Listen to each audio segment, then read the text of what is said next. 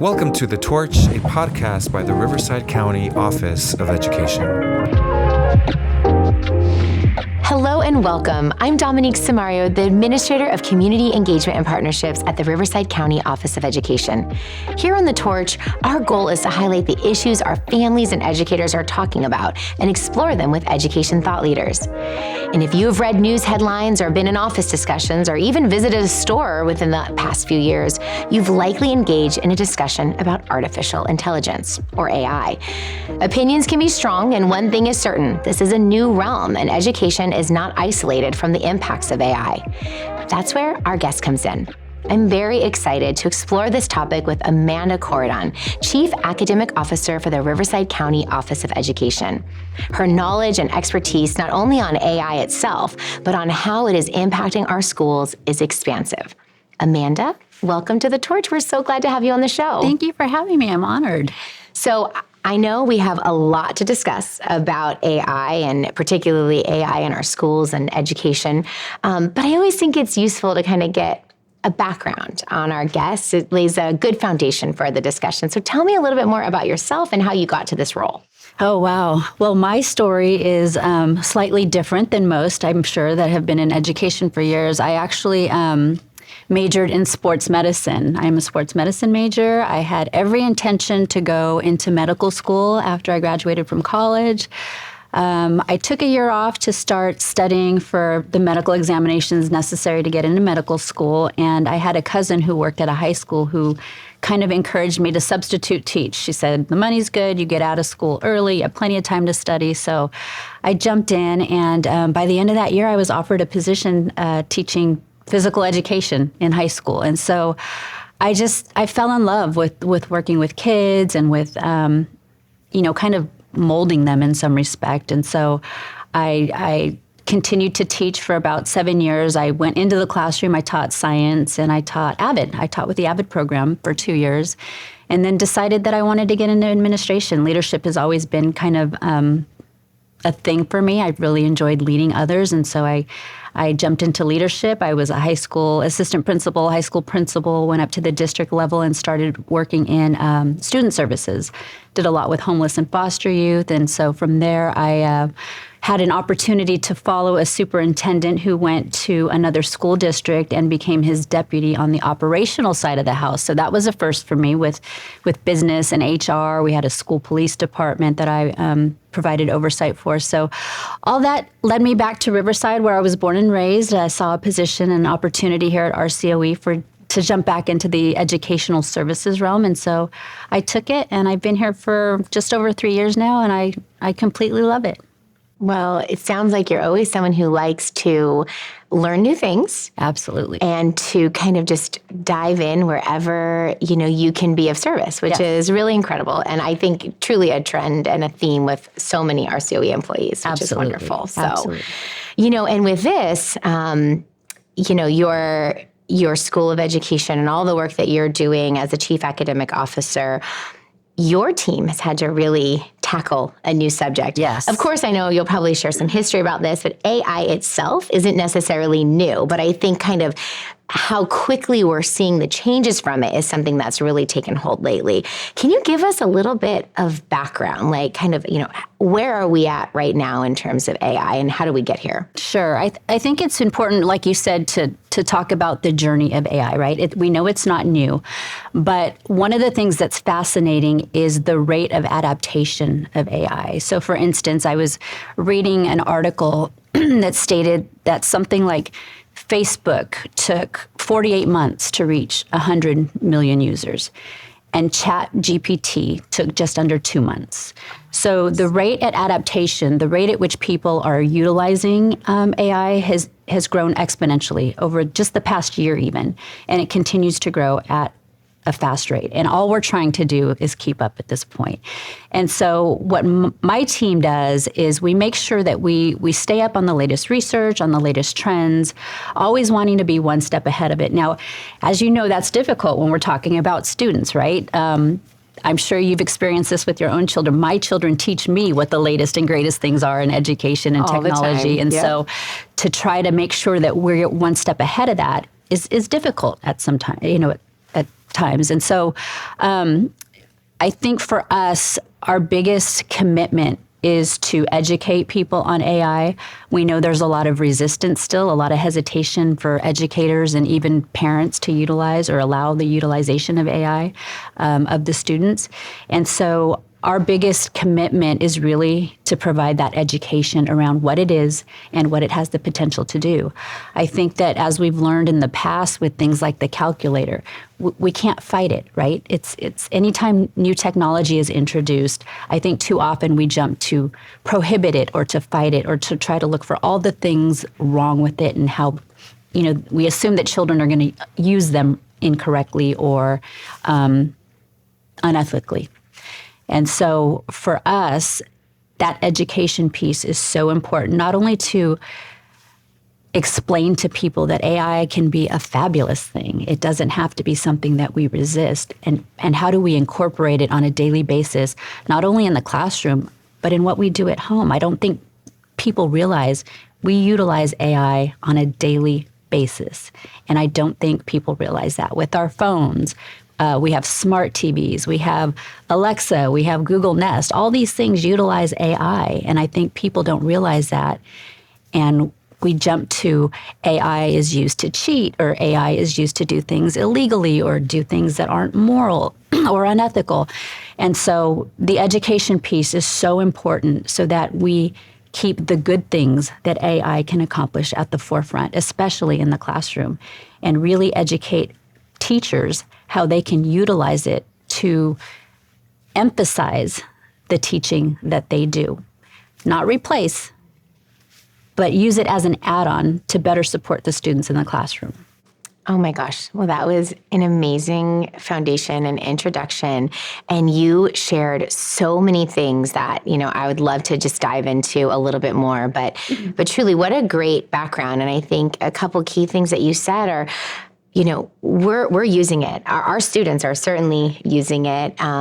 For many of them, actually our youngest, they will never know a world that didn't use it, Exactly. Profusely, right? But your example about the calculator is really a good one. You could even then compare that to, like, say, a computer. Not to date myself, but when I started school, we were not having computers, in every classroom with every student.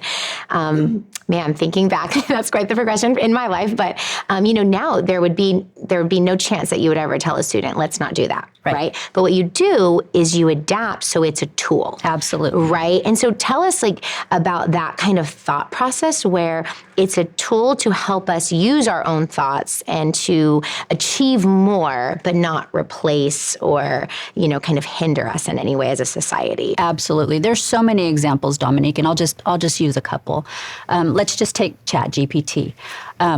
We like to call ChatGPT our sentence starters, right? It's not going to replace the creativity and the ability for us to create things, but what it's going to do is it's going to give us kind of a starting point, right? And so I know for me personally, I had to do something as simple as a strategic plan for a project that I'm working on, and I entered into ChatGPT, can you map out a strategic plan for this, this, and this? It gave me a list of things that I needed to consider, and I used that to build it. I don't consider that cheating. I don't consider that unethical. I consider that a time saver personally. It was able to take every thought that I knew I wanted to incorporate into the strategic plan, map it out for me so that I didn't have to take the time to map it out. And then I used my creativity and my own opinion to tweak what it spit out for me. And so I think it's important for people to realize that these things aren't meant to replace any existing human element that we need as a society and in the education system. I know there's been some concern from teachers that AI will replace them. Absolutely not. Teachers are still the best source of that best first instruction, and the students can use things like Conmingo to supplement the learning from the classroom that day. A teacher is tasked with getting content to students, 20, 30, sometimes 35 students in a class with 20, 30, 35 different learning styles and rates at which they learn. And so while they have a certain time period to present content and get students to understand the content, not all students will grasp it at the same rate and at the same level. So for those that didn't grasp it, maybe like the ones in the classroom that did, they have access to tools, to AI tools, where they can supplement their learning and really have an opportunity to get that elevated level of understanding that they may have missed, that other kids in the classroom may have received. And to me, that's the greatest equity multiplier that you can ask for. And so I don't think that it's not necessarily something that we should be afraid of or consider cheating in any way. There are so many things that AI can do to boost our creativity. I saw, I think, a YouTube video in which someone was creating a children's storybook just by talking, and it was a child, just by talking to an AI app and talking about what they envisioned in their mind for this story. And as they were talking to it, it was creating the story with the characters right in front of them. And so it still forced the child to be creative and start thinking of a story. And it seemed that as the child was watching this being created right in front of them, it almost generated more creativity in them because they kept adding things to it. And so finally, the story was built, and the child did that. It wasn't a computer. It wasn't AI in and of itself, but it was the child along with AI that was able to create this story. And so there's just so many examples of how AI, can supplement things, but there's not any replacement for collaboration, creativity, and the human element that's necessary to remain in the classroom from teachers, from other educators, from parents at home to work with AI to elevate a student's learning.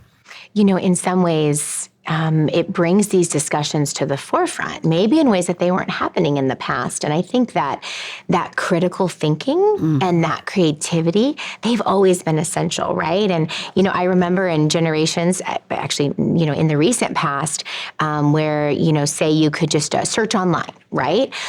Well, a lot of things can come up online. And so then it became our responsibility to teach people how to kind of skim through and what is your source. And that's critical thinking. And Absolutely. So, we can search all day long and say, well, it told me that this was the answer, but you need to do your work and your effort, your due diligence.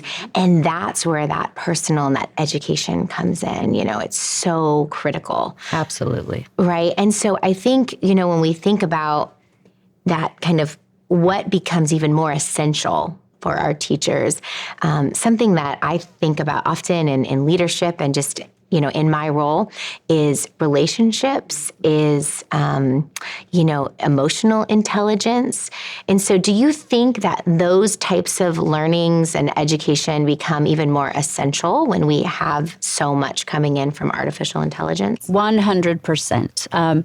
As a matter of fact, as a team, we're actually providing a professional development opportunity called Humanizing Intelligence. And so what that is really making sure that the human element stays intact.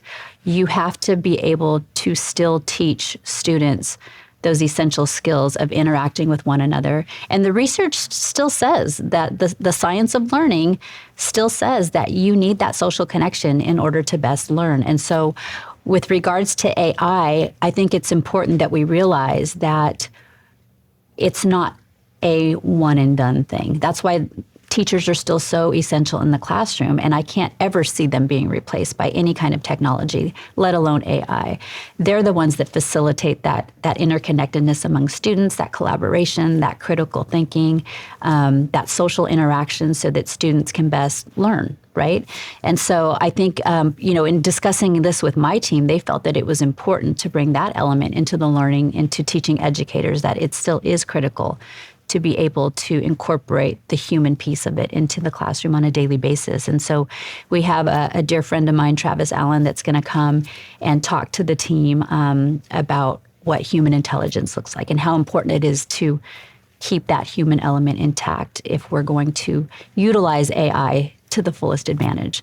Even the transition in the workforce with jobs being automated and that kind of thing, you still need that social element. You still need somebody to build that automation, right? And so with that, you still need to teach students how to work with each other cooperatively, how to work with each other collaboratively, and all of that is humanizing AI.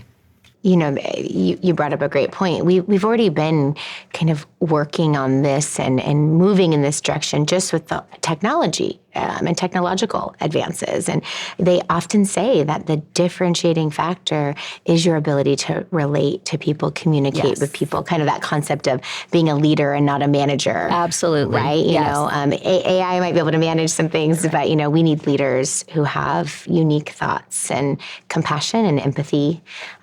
So that's really incredible. With all of this, you touched on it briefly, but I know, and we kind of talked about the idea of things being in the headlines. Certainly, one thing in the headlines is the ethical component. What are we thinking, when we're thinking AI and ethics? What's the work that your team is doing around that? Well, a lot of the things that we're doing is, first and foremost, addressing the legal ramifications of any kind of AI procedural manual or policy that districts are implementing. We did have a legal firm come in and work with districts on developing those procedures for their districts. We talked about things like data privacy. We talked about things like mitigating risks. But with regards to the ethical piece, I know a lot of people struggle. Again, going back to the cheating concept, right? And so one of the things that we are researching and want to provide more education around is AI literacy. And it's really just that understanding of how to appropriately use AI and starting them young. I mean, we're talking in the early stages of elementary school because, like you said, the kids are already on it. They're young, they're utilizing the tools, they don't know life without it, right? And so really being able to communicate that AI literacy and what it means to use it appropriately is very important.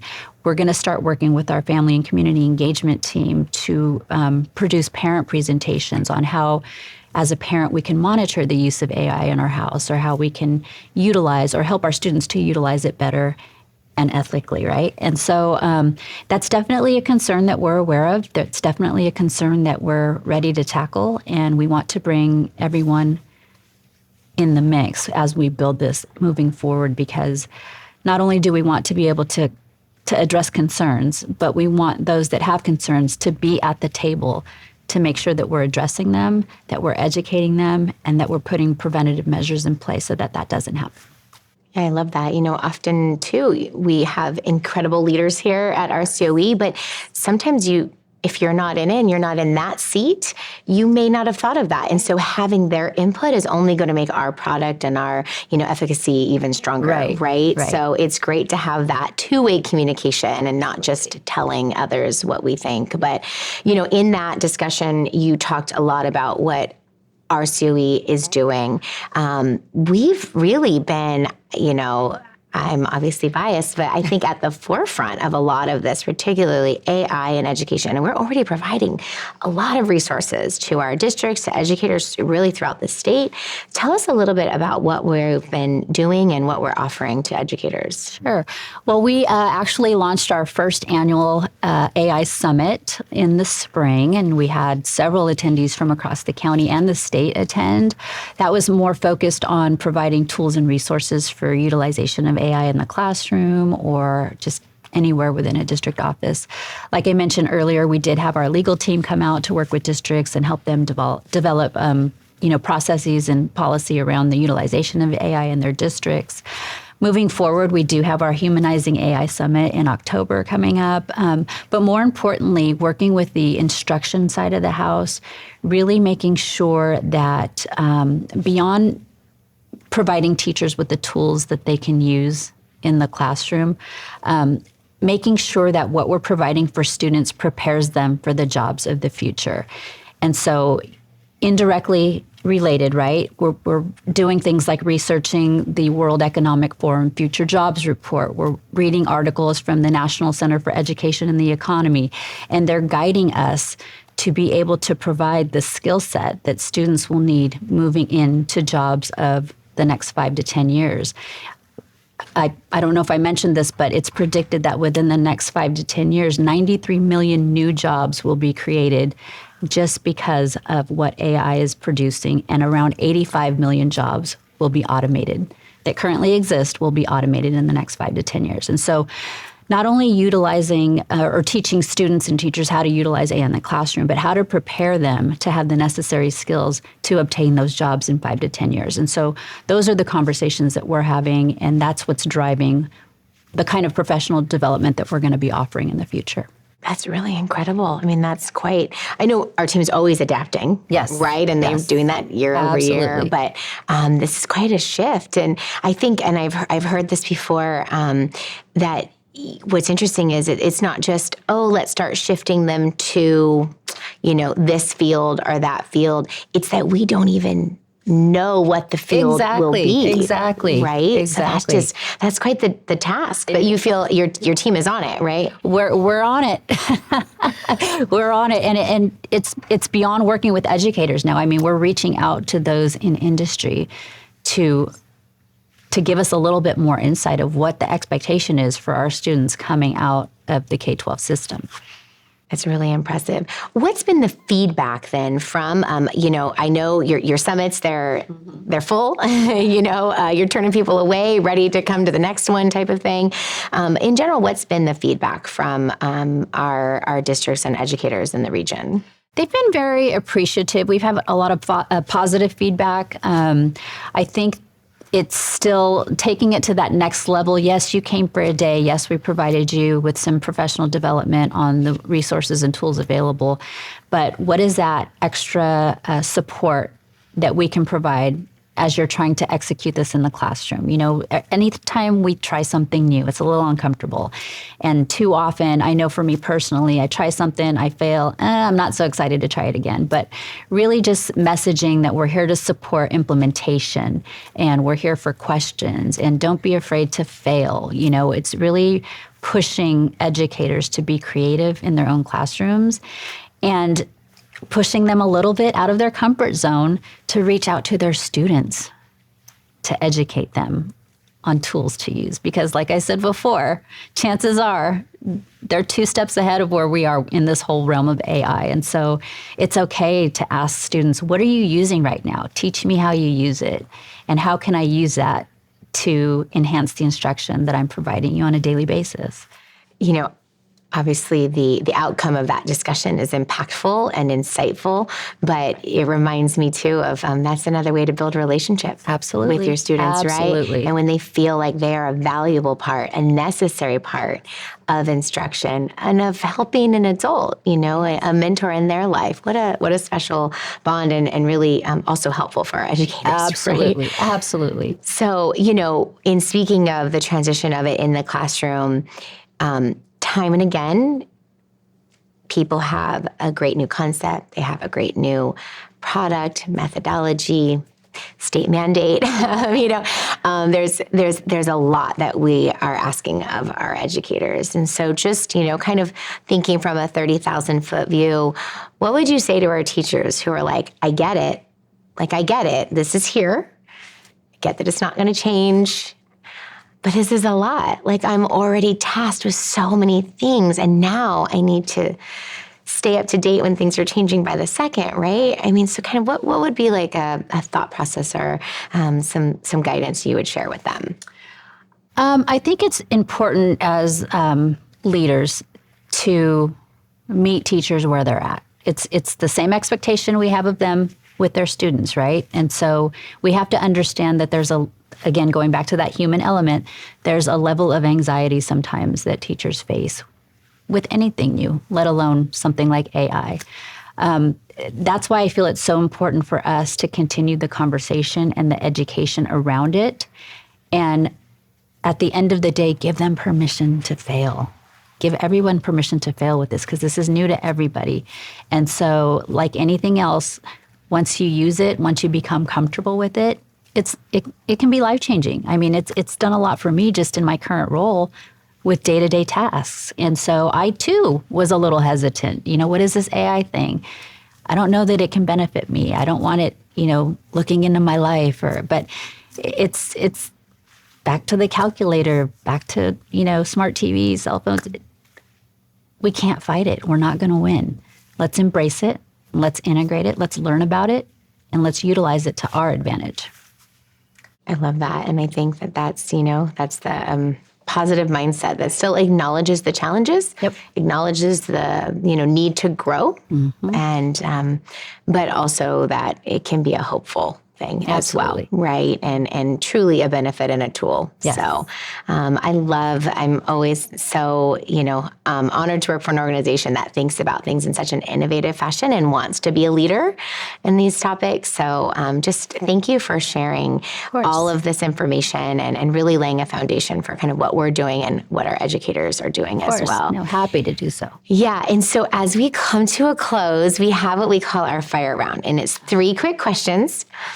I always say, 1 word to 1 sentence, but I give a lot of grace. Nobody really does that.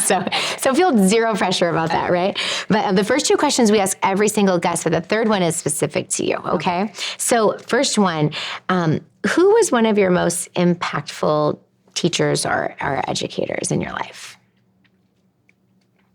Oh gosh, Dominique, that question gives me anxiety. There's a lot of pressure, actually. So I had a wonderful education. I had great teachers, but I'm afraid to say I don't have that one.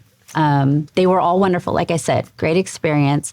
But when I reflect back, there's not that Mrs. So-and-so or Mr. So-and-so that changed my life or anything like that. I'm sorry. It's horrible to say, but it's not. It's real, which is valid, right? No. I will say that in my professional career, I have those people, those mentors that have guided me and pushed me throughout my career to be where I am today. And so for that, I'm so grateful. And I think my favorite teacher I met later on in life through my mentors. And so... No, but do you know what's amazing about that is that I think that also I am certain you are not the only individual to say, maybe some say they weren't all the greatest, but I didn't have that person, and others, they were good, but it just wasn't what I needed at that time in my life. But also, how optimistic is that they can still be somebody, there can still be somebody who's an inspiration to you. Absolutely. Right? Several people. It never ends. And so that's actually a beautiful thought. So don't feel bad. Don't feel bad about that one. Okay, maybe this one's easier. Now I'm a little nervous. Can you share with me a favorite book? A favorite book? Actually, I'm reading a book right now that I'm in love with. It's called Relentless by Tim Grover.